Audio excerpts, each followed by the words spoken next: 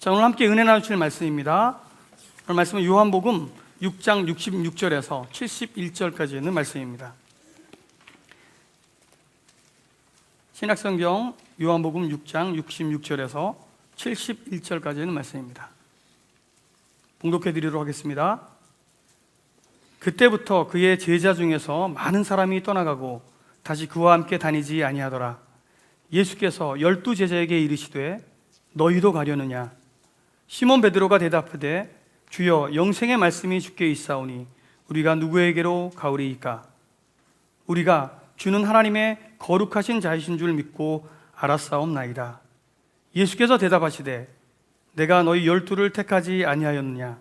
그러나 너희 중에 한 사람은 마귀니라 하시니 이 말씀은 가룟 시몬의 아들 유다를 가리키심이라. 그는 12 중에 하나로 예수를 달 자러라. 아멘.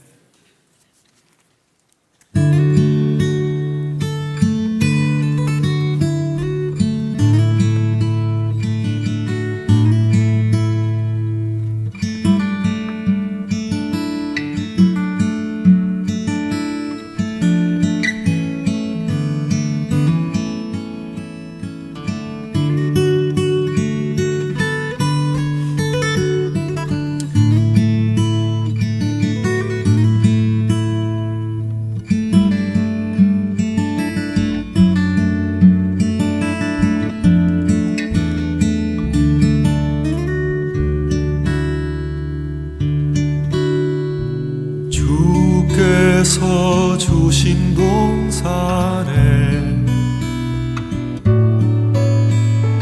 땀 흘리며 씨를 뿌리며 내 모든 삶을 드리리. 날 사랑하시는 내 주님께 비바람 앞을 가리고 내 육체는 쇠잔해져도 내 모든 삶을 드리리. 내 사모하는 내 주님께 끝에서 주님을 맞으리. 주께 드릴 열매 가득 안고 땅 끝에서 주님을 배우리. 주께 드릴 노래 가득 안고 땅의 모든 끝 찬양하라. 주님 오실 길 예비하라. 땅의 모든 끝에서 주님을 찬양하라. 영광의 주님 곧 오시리라. 땅 끝에서 주님을 맞으리. 주께 드릴 열매 가득 안고 땅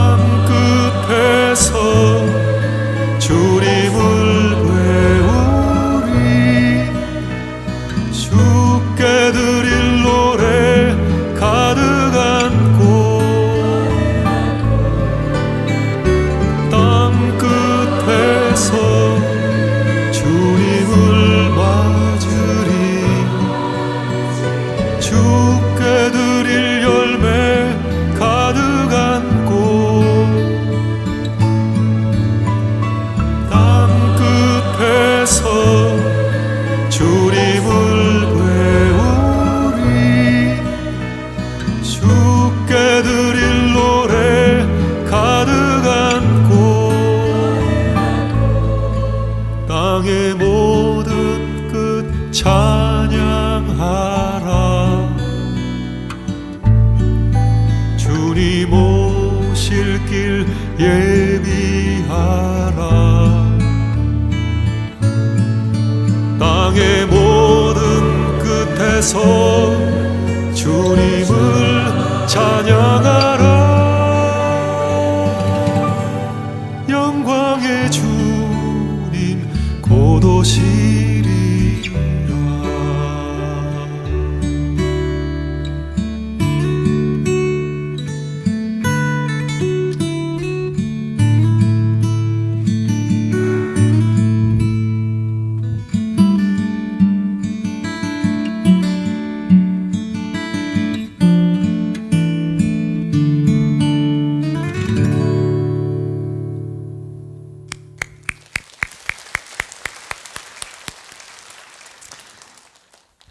하나님과 함께 하루하루의 삶을 살아가는 우리들에게는 항상 이야기들이 있습니다. 슬픈 이야기, 행복한 이야기들, 그리고 우리를 가슴 벅차게 하는 이야기들. 그 이야기 속에서 우리는 한 사람을 만납니다. 예전에는 우리가 알지 못했던 분이죠. 54살의 젊은 나이에 우간다에서도 가장 오지를 찾아 스스로 걸어가서 그곳에서 당신의 모든 것을 쏟아놓았던 분. 항상 아시겠지만 그런 이야기들 뒤에는 가슴을 치며 아파하는 사람들이 있습니다. 그 가족이죠.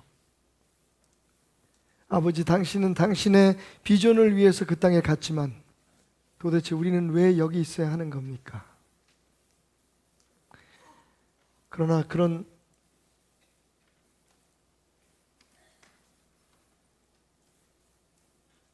탄식이 변해 또 다른 고백이 되고, 이젠 그 아버지 목사님이 떠나가신 그 자리에 그 아버지보다 더 열심히 삶을 심고 있는 사람들이 있습니다. 올해 하나님께서 우리와 함께 새로운 이야기를 만들어 가시기 위해서 우리 베델교회의 파송 선교사로 허락해 주신 귀한 선교사님들, 저는 오늘, 정확히 내일 새벽 비행기를 타고 그 땅에 가서 그분들의 사역지에 또 한 번의 여러분의 사랑을 전하고 돌아오려고 합니다. 그러나 가기 전 우리는 그 이야기를 조금 더 듣고 싶습니다.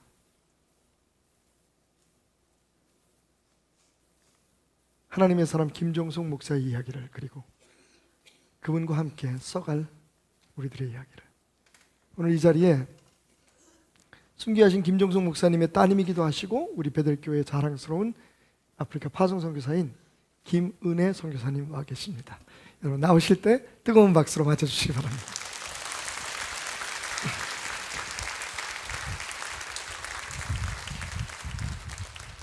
마이크 들고 하는 게 편해요? 저쪽이 편해요? 여기 편해요?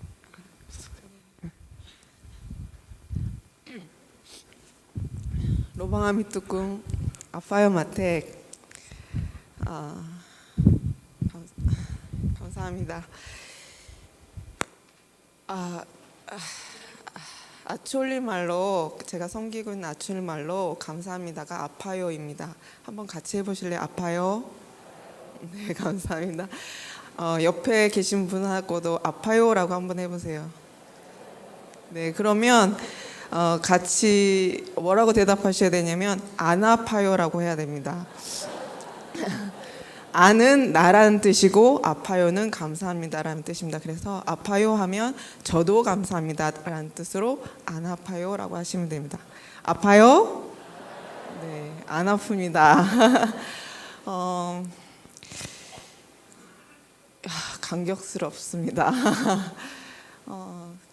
저희가 7년 동안 파송교회가 없이 그곳에서 사역을 했습니다. 그런데 파송을 해주셨고 저희를 알지 못하시는 많은 분들이 주보에 있는 저희의 이름을 보시고 계속해서 기도해 주신다는 말씀을 듣고 너무너무 감격스럽고 감사해서 더 기도해 주시라고, 제가 어떻게 살아왔는지 들으시면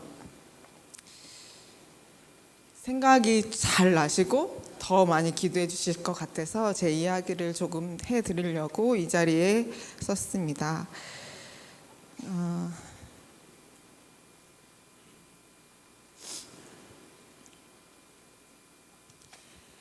제가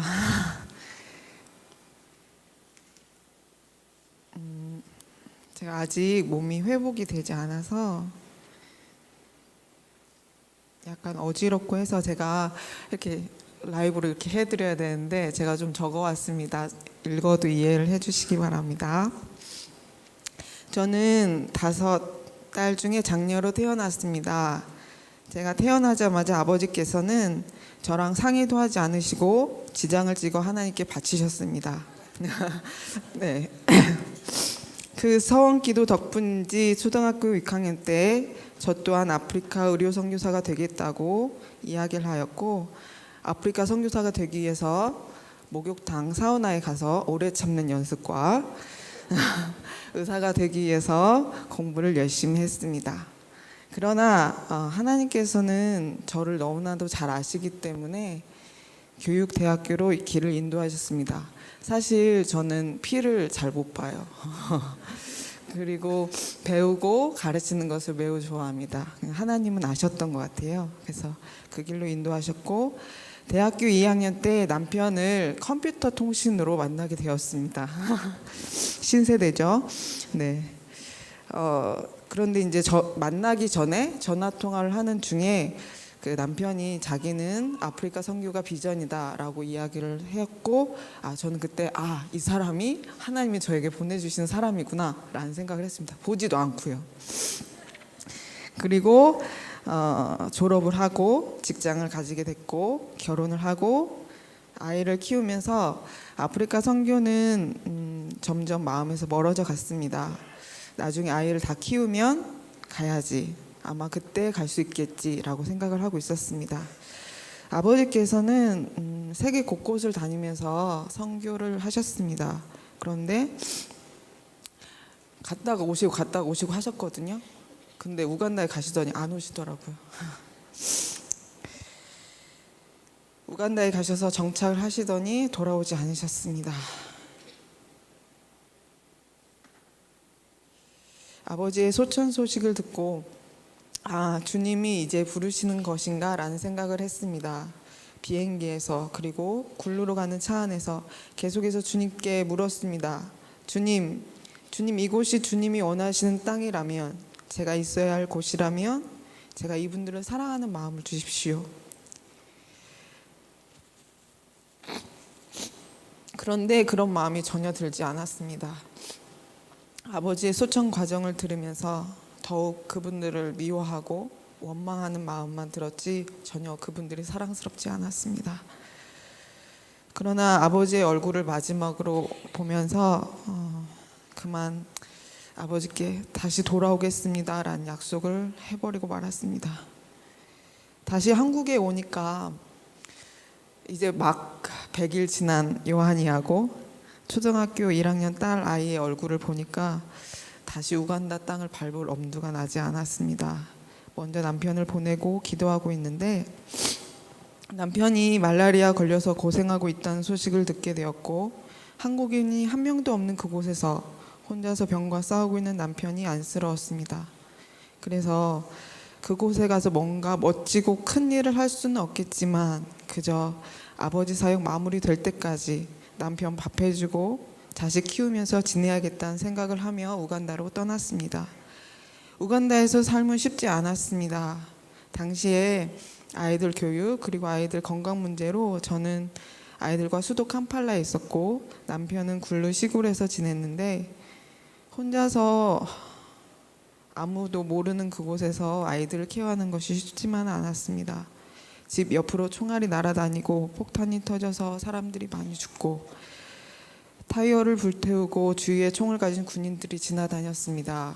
한 달에 한두 번은 남편을 붙들고 이제 그만하면 되지 않겠냐고, 1년 했으니까 선교는 선교니까 그만 가자고, 이분들도 가라 하고 가지 않으면 죽이겠다고 하는데 왜 여기 있어야 하냐고, 그분들이 고마워하지도 않는데 왜 여기 있어야 되냐고 묻고 또 물었습니다.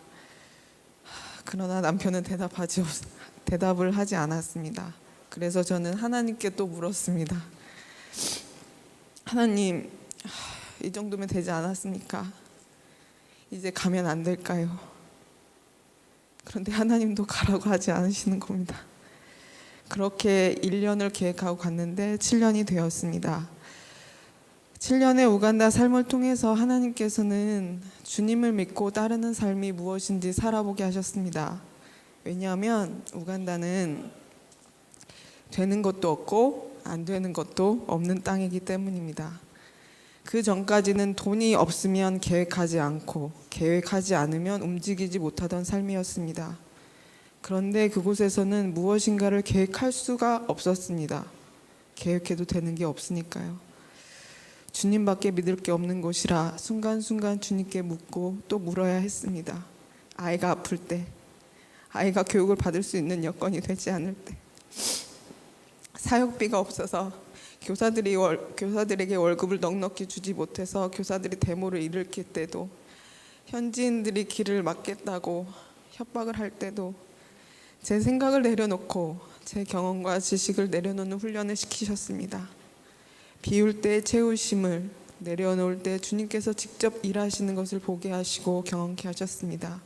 그래서 주님이 하셨습니다. 주님이 하십니다라고 고백하게 됩니다. 그 땅은 30년간 내전으로 피가 뿌려진 곳입니다. 그래서 영적 싸움이 매우 치열합니다. 사탄은 교모의 저희의 상처를 통해서 들어와 힘들게 합니다. 조금이라도 깨어있지 않으면 쓰러지고 맙니다. 그래서 저는 자꾸만, 그리고 여전히 넘어집니다. 그리고 자꾸만 지칩니다. 그래서 여러분의 기도가 절실합니다. 기도해 주십시오. 성령 충만해서 그 영적인 싸움에서 늘 승리할 수 있도록, 그리고 건강할 수 있도록 기도해 주십시오. 기도해 주실 것을 믿고 감사합니다. 아파요 마테, 예수님 안에서 사랑합니다. 아마로 이닝 예수. 아멘.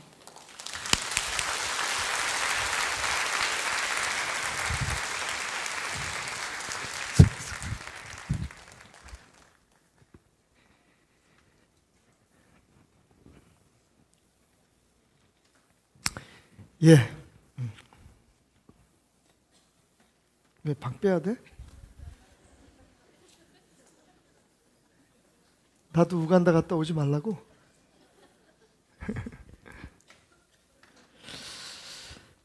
예. 사실 우리 만난 지 얼마 안 됐지만 제가 우간다 딩기디 마을 2번 방문하고 돌아올 때마다 옛날 우리가 불렀던 노래의 가사처럼 문 기둥 옆에 숨어서 울던 선교사님 얼굴이 몇 번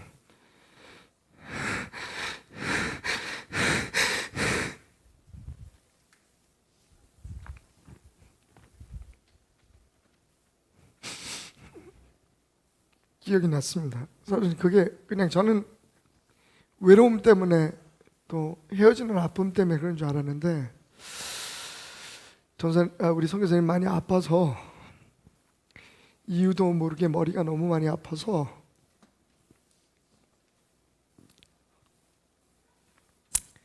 이번에 한국에 나와서 검사를 받았는데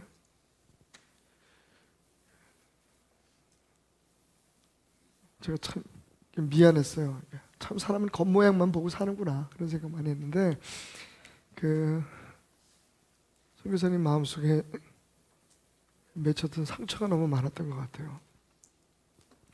제가 이제 목사 아들로서 조금은 더 이해할 수 있을 것 같아서 제가 오빠 하자 그랬어요. 그리고 제가 해줄 수 있는 말이 나도 거기 있었거든. 나도 조금은 선교사님 마음을 이해할 수 있을 것 같아. 그렇기 때문에 선교사님이 마음을 열어주시더라고요. 그래서 좀 많은 대화를 나누면서 짧지만 굉장히 깊고 은혜로운 시간들을 가질 수가 있었습니다. 우리들의 이야기는 항상 그렇게 진행되는 것 같아요. 아, 여기서 끝인가 보다. 내 삶의 이야기는 여기까지인가 보다 생각하는 그 자리에 하나님은 꼭 새로운 이야기를 만드시기 위해서 누군가를 만나게 하시고, 그래서 아마 우리 그레이스 선교사님도 굉장히 마음의 위로를 받았겠지만 저도 참 오래간만에 너무 포근하고 따뜻하게 어루만지시는 주님의 손길을 느낄 수가 있었습니다. 예수님께서 마태복음 5장 13절에서 우리에게 말씀하셨죠. 너는 세상의 소금이다. 소금이 그 맛을 잃으면 무엇으로 짜게 하리요? 단지 밖에 버려져 길거리에 버려져 사람들에게 밟힐 뿐이다. 여러분, 소금입니다. 진짜 천일염이거든요. 짜고 제 맛을 잃지 않은. 그런데 이 위에 맛을 잃은 소금, 가짜 소금입니다. 사람들은 이 소금을 높이 많이 쌓을 수 있을 때까지 쌓으려고 합니다.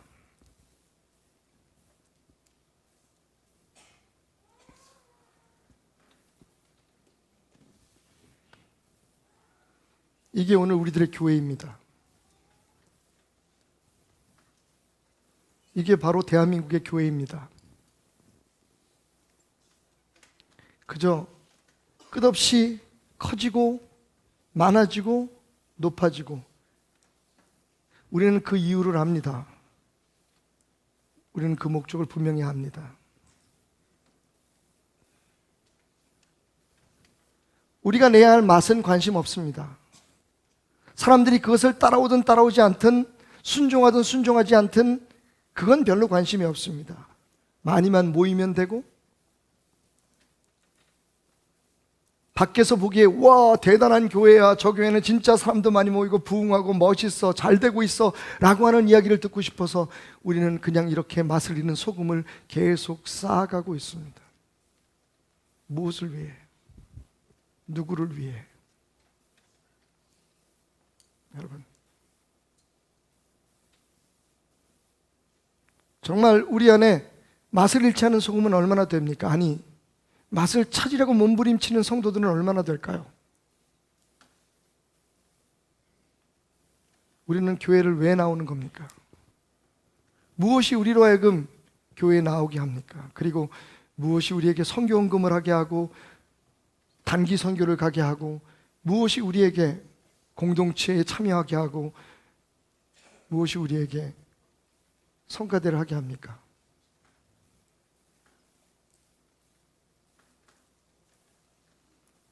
그래서 저는 생각해 봤습니다.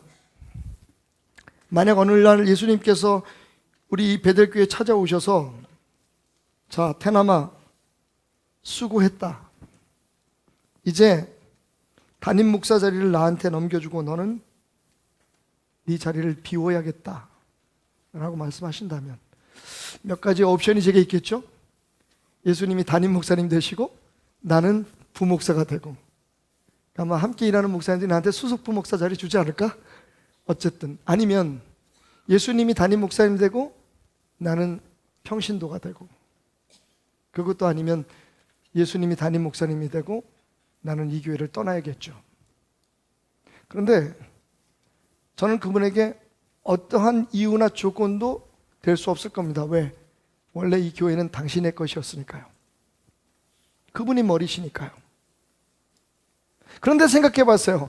나는 그렇다고 치지만 우리 베델교회 성도들은 어떨까? 여러분, 만약 예수님께서 이 베델교회에 제3대 담임 목사님으로 오신다면 여러분은 어떻게 하시겠습니까? 계속 머물러 계실까요?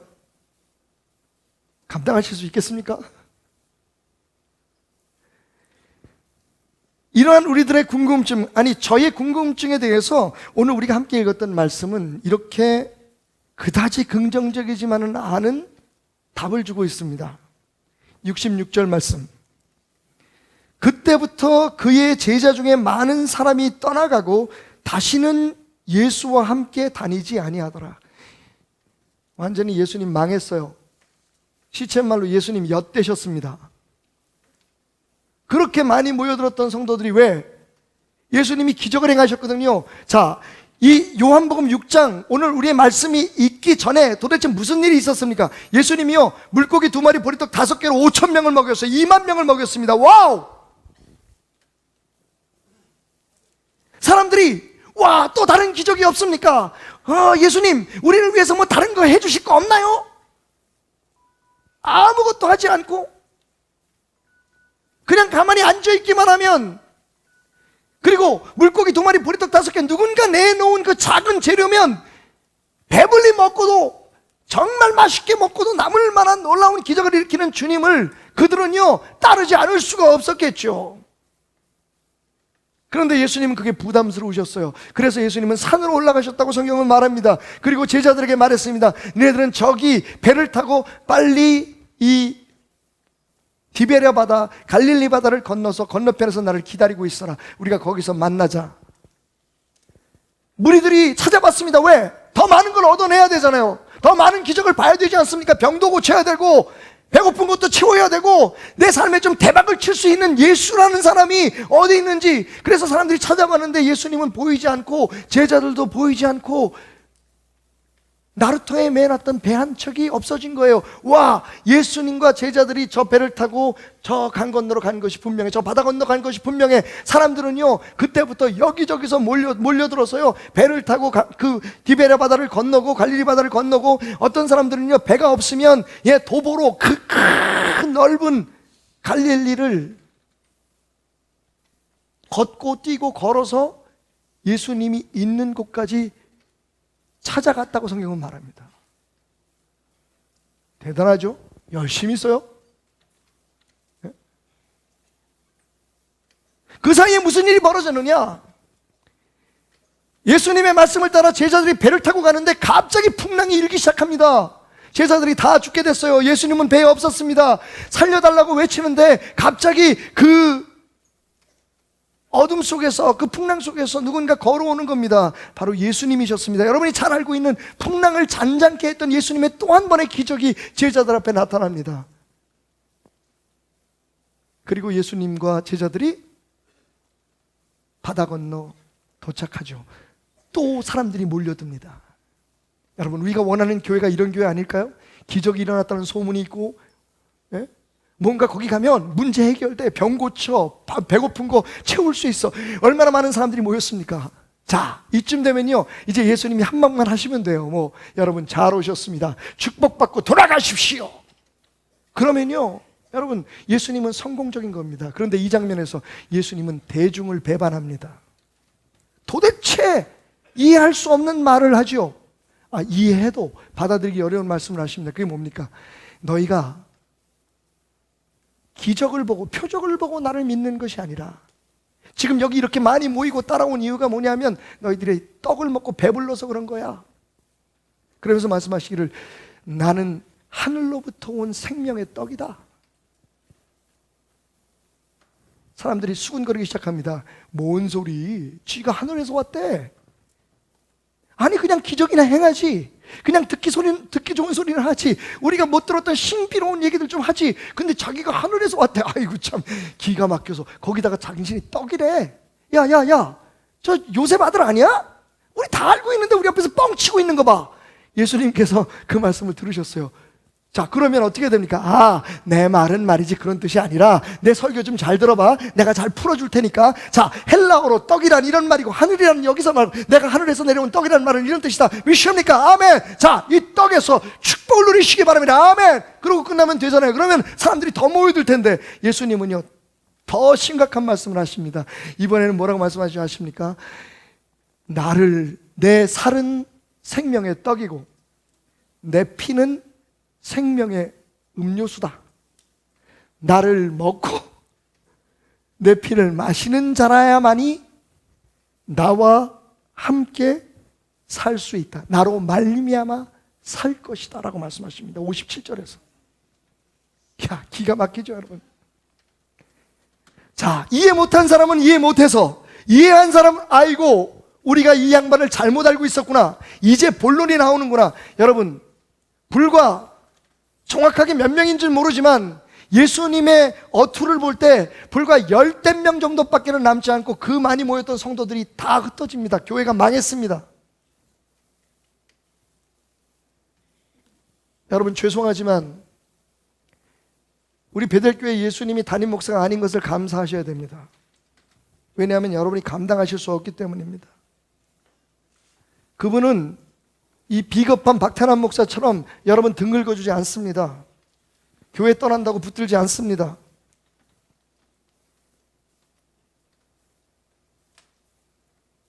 저는 교회를 지키기 위해서 마음에 내키는 일을 하지만 예수님은 그렇게 하지 않습니다. 예수님은 아무도 붙들지 않았습니다. 단지 남아있는 자들을 향해서 쓸쓸하게 이렇게 물으셨습니다. 너희도 가려니냐? 니네도 가야지? 왜 그 사람들은 예수님을 떠났을까요? 세 가지 생각해 봅니다. 첫째는요, 자신들의 기대에 어긋났거든요. 26절 말씀, 6장 26절, 예수께서 대답하여 이르시되 내가 진실로 진실로 너에게 이르노니 너희가 나를 찾는 것은 표적을 본 까닭이 아니고 떡을 먹고 배부른 까닭이다. 그게 예수님을 찾아왔던 그 수많은 무리들의 목적이었어요. 배부르게 해소서, 우리 문제 해결해 주세요, 우리 자식 좋은 대학 가게 해주시고 우리 성공하게 해주세요, 우리가 하는 사업이 대박치게 해주십시오. 그래서 사람들 앞에 좀 할 말이 있게 좀 해주십시오. 우와, 저 사람은 예수 믿어서 복 받았다는 얘기 좀 듣게 해주십시오. 여러분, 예수님이 담임 목사님이라면 그 얘기 하지 않으실 겁니다. 또 한 가지 문제가 있었죠.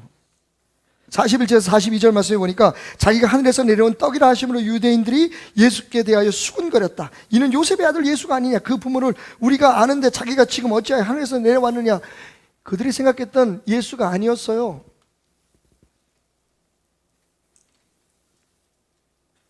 도대체 이분은 혁명을 일으킬 생각도, 로마의 그 학정에서 우리를 자유롭게 해방시켜줄 그런 계획도 우리가 생각했던 그런 위인이 아니었어요. 기껏해 하는 말이 내 살을 먹고 내 피를 먹으라는 겁니다. 무슨 말인지 아시겠죠, 여러분? 나하고 같이 살자는 거예요. 내가 되라는 겁니다. 나는 예수님 그동안에 하셨던 말씀이 이제 막 정리가 되는 거예요. 내가 너희 안에 있고 네가 내 안에 있으면, 내 말이 너희 안에 있으면 무엇인지 구하라. 그 얘기는 뭡니까? 오늘 예수님 말씀하시잖아요. 나를 먹는 자만이 내가 그들과 함께 살 거다. 그들이 나로 말미암아 살 거다. 예수님의 삶을 그대로 먹으라는 거예요. 예수님의 삶을 그대로 따르라는 겁니다. 하나가 되고 동행하자는 겁니다. 여러분, 상상해 보십시오. 우리가 생각했던 예수가 아닙니다. 그런 예수를 어떻게 따라갈 수 있겠습니까? 같이 있다가 보면 우리도 같은 정신병자가 될 것 같거든요. 우리가 살다 보면 세상 사람들의 손가락질 받을 것 같아요. 아니, 저 사람들 지금 뭐 하는 거지? 여러분, 원래 기독교는 이렇게 레디칼한 겁니다. 적당한 게 아니에요. 세상에서는 세상 사람으로, 교회에서는 교회 사람으로 그냥 둘이 뭉실해가지고 맛있는 소금을 싸는 것이 교회가 아닙니다. 이거 참 심각한 문제입니다.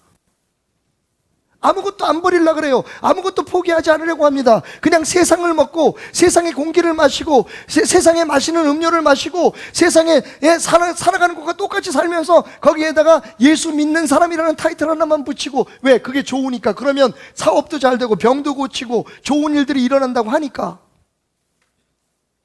그렇게 기대하고 왔는데, 와우, 이 교회는 그런 교회 아니네? 안수도 잘 안 해줘.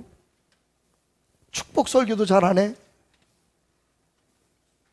괜찮아, 잘 될 거야 라는 얘기도 잘 안 해. 도대체 뭐지?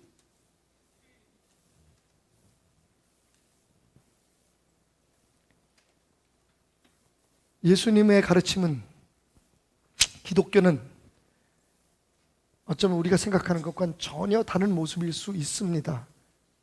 그래서 사람들이 견뎌내지 못했던 것처럼 말이죠. 두 번째로, 그들이 떠난 이유는요, 예수님과 함께 고통을 나눠야 된다는 게 두려웠을 거예요. 나를 먹으래잖아요.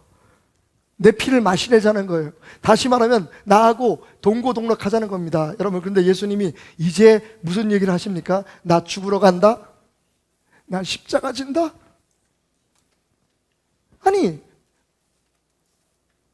당신이 왕이 돼야 나는 오른쪽에, 나는 왼쪽에, 당신이 왕이 돼야 내가 당신 안에서 큰 소리 치면서 그렇게 살 텐데, 아니 죽으러 가면 어떡합니까? 거기에서 사람들은, 여기 성경은 뭐라고 그러냐면 제자들이 떠났다 그랬거든요. 그냥 따라온 사람들이 아니에요. 예수님에 대해서 적어도 내가 예수님과 함께 살겠습니다 라고 고백했던 사람들이에요. 이 사람들이 지금 뭘 고민하기 시작했냐면, 그러면 예수님과 함께 사는 건 좋은 일만 일어나는 거 아니야? 막 이렇게 물고기 2마리, 보리떡 5개로 빵을 막 만들고, 물을 풍랑이는 바다를 막 멈추게 하고, 뭐 이런 거, 뭐 죽은 사람 살리고, 뭐 이런 거 아니야? 근데 예수님이 하시는 말씀은 나하고 죽으러 가자는 겁니다. 견딜 수 없는 거죠. 참을 수 없는 거죠. 감당이 안 되는 겁니다. 내 삶은 참된 양식이요 내 피는 참된 음료로다. 내 살을 먹고 내 피를 마시는 자는 내 안에 거하고 나도 그 안에 거하나니, 살아계신 아버지께서 나를 보내시며 내가 아버지로 말미암아 사는 것 같이 나를 먹는 그 사람도 나로 말미암아 살리라. 여러분, 예수를 믿는다는 건 예수를 먹는 겁니다. 예수가 내 안에 들어오는 겁니다. 내가 예수와 하나 되는 겁니다. 예수의 삶을 살아내는 겁니다. 예수의 어떤 능력, 예수의 어떤 기적, 그건요, 우리가 예수와 함께 살게 하기 위한, 예수님이 예수님이며 하나님인 것을 우리에게 증명하시기 위한 하나의 과정이요 방법이었지, 그것이 목적이 되면 우리 예수님 못 따라갑니다. 예수님이 담임 목사로 오면 우리 다 교회 떠날 겁니다. 왜? 우리가 원하는 걸 아무것도 안 줄 테니까. 게다가 가르침이 어렵고 힘들면 어깨라도 좀 두들겨 줘야 될 거 아니에요. 우리들이 바라는 것처럼, 우리 목사님은 너무 차가워, 우리 목사님은 왜 교회 떠나는 사람들 붙들질 않지, 왜 얘기를 안 하지, 왜 저러지? 저는 나름대로 하려고 그러는데, 제가 원래 좀 못나서 좀 못돼먹고 좀 약간의 성격 장애가 있어가지고 사실은 어떻게 사람을 붙들어야 될지, 뭐라고 얘기해야 될지 모를 때가 많아요. 내가 먼저 다가서야 되는데, 여러분, 난 그렇게 못난 사람이거든요. 근데 예수님이라면 그럼 어떡할까요? 교회가 뭐가 싫어, 뭐가 어때, 무슨 우리 교회는 뭐가 어때, 나를 인정 안 해줘, 뭐. 예수님이 그런 사람들 다 불러서 일일이 다 상담하시고, 그래 가지 마라, 조금만 기다려, 좋은 날 올 거야, 네가 원하는 대로 해줄게. 예수님 그러실까요? 천만에. 여러분, 박태남 목사가 그나마, 이 못난 목사가 그나마 담임 목사인 걸 감사하시기 바랍니다. 뭐나 아멘이요. 그럼 난 뭐가 되는 거야 지금 이 순간에? 참나, 이 양반들이. 아멘입니다. 안 아파요? 난 아파요. 나 오늘 설교 준비하면서 많이 아팠어요. 정말 많이 아팠어요. 도대체 내가 여기서 뭘 하고 있는 거지? 여러분, 심지어 저는 제가 하는 말이 전부 진리가 아니잖아요.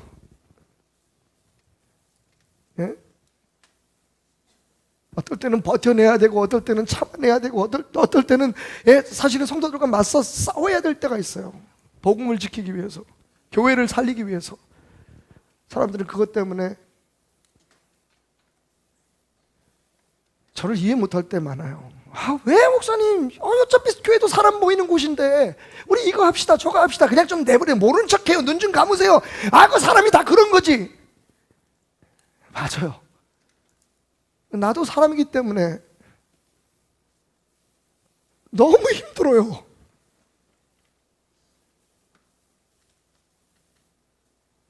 내 자격지심이겠지만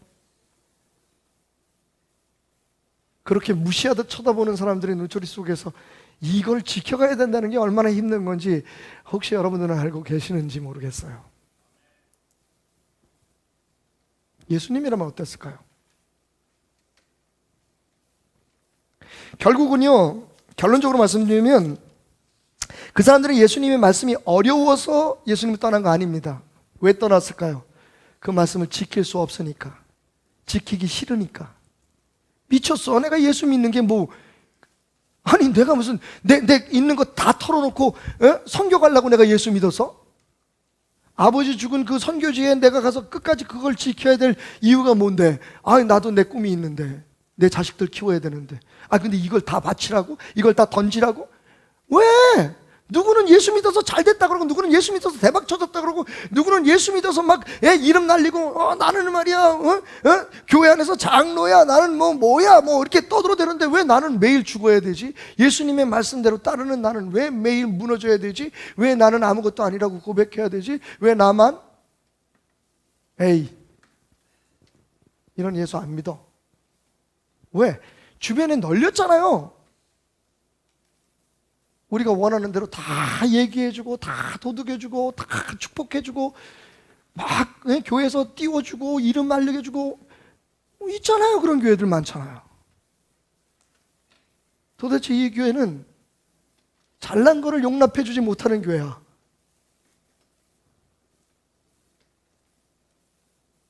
목사가 못나서 그래. 목사가 무슨 박사학위가 있어. 목사가 무슨 어디에서 무슨 학생회장을 했어. 간신히 어떻게 신학대학 들어가지고 졸업했대. 그것도 아주 오래 시간 걸려서. 아이고, 돈 벌어서 공부하려니까 시간 걸렸어요. 진짜 제 나름대로는 그게 저한테는 진짜 큰 공부였었는데, 근데 사람들이 그 별로 안 중요하다. 아이, 그래도 장학금 받아가지고 가서 공부해야지. 우리 목사님은 그래야지 당연히. 그리고 어디 트리니티나 어디 무슨 달라스 세미나리 같은데 박사학위 하나는 가지고 있어야 되는 거 아니야? 우리 베들교회 목사. 그래야지 어디 가서 좀 자랑을 하지. 그래야지 나도 같이 옆에서 좀 내가 뭐라는 걸 좀 알리지. 근데 지난주에도 그렇고 오늘도 그렇고 예수님이요. 여러분 이거 들으실 수 있어요? 누가복음에 보면 이런 말씀이 있어요. 사람들이 또 모여들었어요. 예수님이 그들에게 뭐라고 설교를 하신 줄 아닙니까? 누구든지 나를 따라오려거든 자기 아버지를 미워하고 자기 어머니를 미워하고 자기 자식들과 형제들을 미워하지 않고는 나를 따라올 수 없다. 그러면서 한술 더 떠서 말씀하시기를, 자기 십자가를 지고 나를 따르지 않는 자는 내 제자가 될 수 없다라고 말씀하십니다. 여러분 따라가시겠어요? 결정해야 돼요. 결심하셔야 됩니다. 기독교가 그렇게 녹록한 데가 아니에요.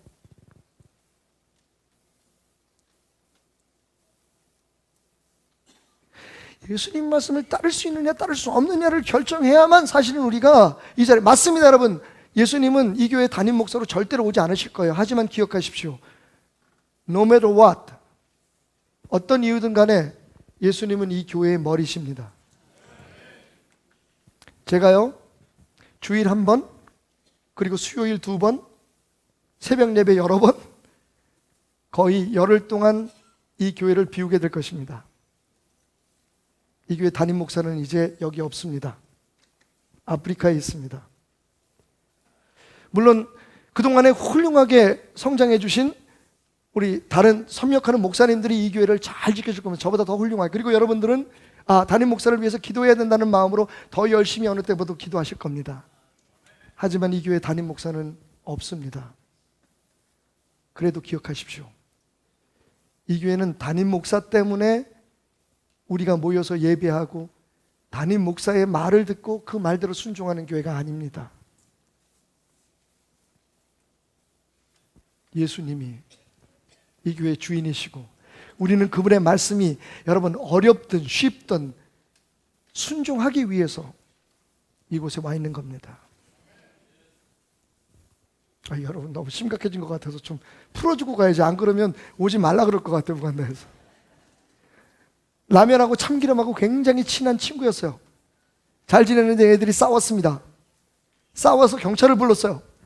그런데 참기름은 안 잡혀가고 라면만 잡혀갔습니다. 왜 그랬을까요? 참기름이 고소해서.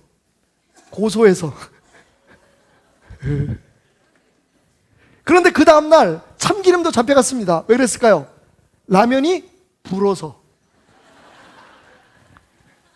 이런 거 하면 안 되지. 그래도 뭔가 좀 남기고 싶어서. 여러분, 한 가지 제안하겠습니다. 설교 마칠 거예요.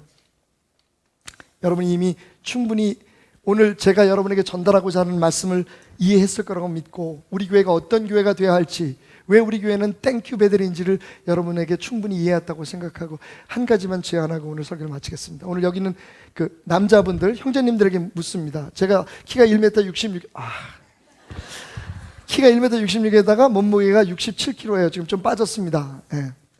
일부 예배 드릴 때까지 68kg 했었는데 일부 예배 마치고 나니까 1kg 더 빠졌더라고요. 지금 가서 재보니까 67kg입니다. 예. 저는 운동을 배워본 적이 없습니다. 특별히 격투기라든지 권투 같은 거 배워본 적이 없어요. 자, 여러분들에게 제안합니다.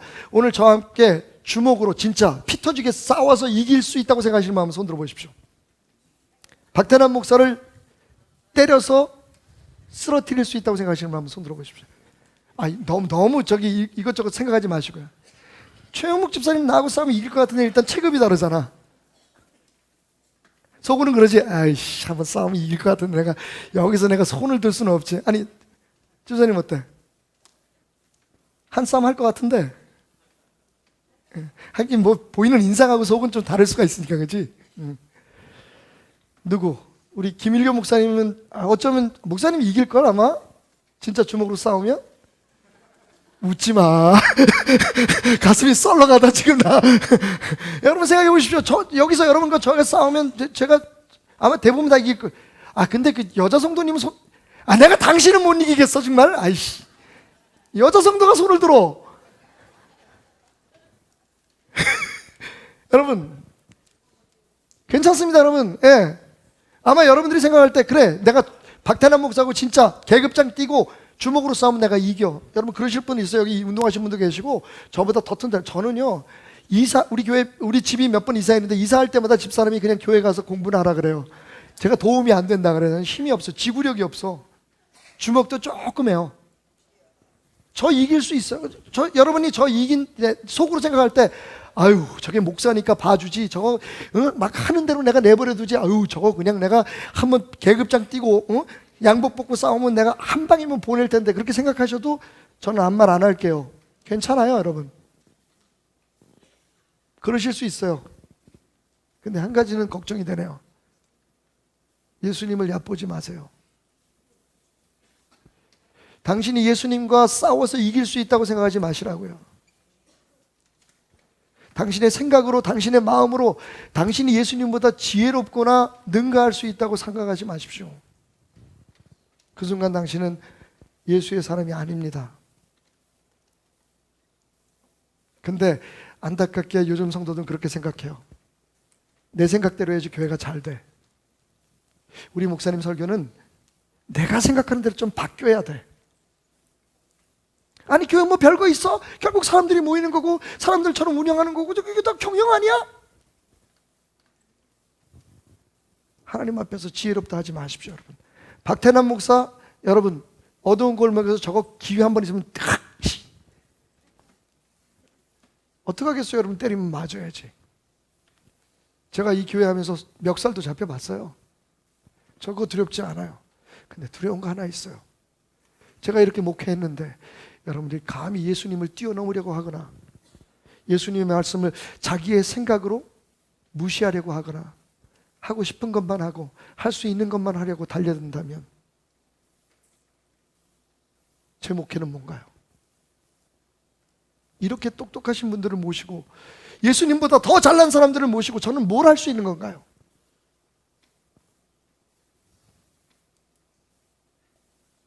여기서부터 다시 시작했으면 좋겠어요. 진짜 우리 베델교회가 아파요 베델이 됐으면 좋겠어요. 우리 스스로는 물론이고 와 이거구나. 내가 여태까지 생각했던 것 중에 기독교 신앙과 윤리 그리고 거기에서 누릴 수 있는 축복을 더하는 게 아니라 내 삶을 송두리째 바꿔서 예수 그리스도의 말씀 앞에 송두리째 굴복해서 내 모든 것을 내려놔서 정말 미친 듯이 바보인 것처럼 예수님의 말씀대로 살아보려고 한번 시도해보고, 예수님의 말씀대로 사업하려고 한번 시도해보고, 예수님의 말씀처럼 자녀들을 길러보려고 시도해보고, 너희도 나를 떠나느냐 말씀하실 때 아니요 예수님, 여기에 생명의 말씀이 있는데 내가 어디로 가리까 고백했던 베드로처럼 아니요 예수님, 나는 그냥 예수님 말씀 따를래요, 예수님 말씀 믿을래요, 예수님의 권위 앞에, 예수님의 지혜 앞에, 예수님의 말씀 앞에 나의 모든 경험과 나의 생각과 나의 잘남과 나의 모든 것들을 다 내려놓을래요, 난 예수님을 따르겠습니다라고 고백하는 그 진짜 소금, 그 소금들이 점점 늘어나 가짜 소금들을 극복하는 그런 교회가 되었으면 좋겠습니다. 담임 목사가 없는 한 주 동안 예수님이 담임 목사님이라고 생각하시고 이 교회를 떠날 것인가, 이 교회에 머물 것인가 결심하십시오.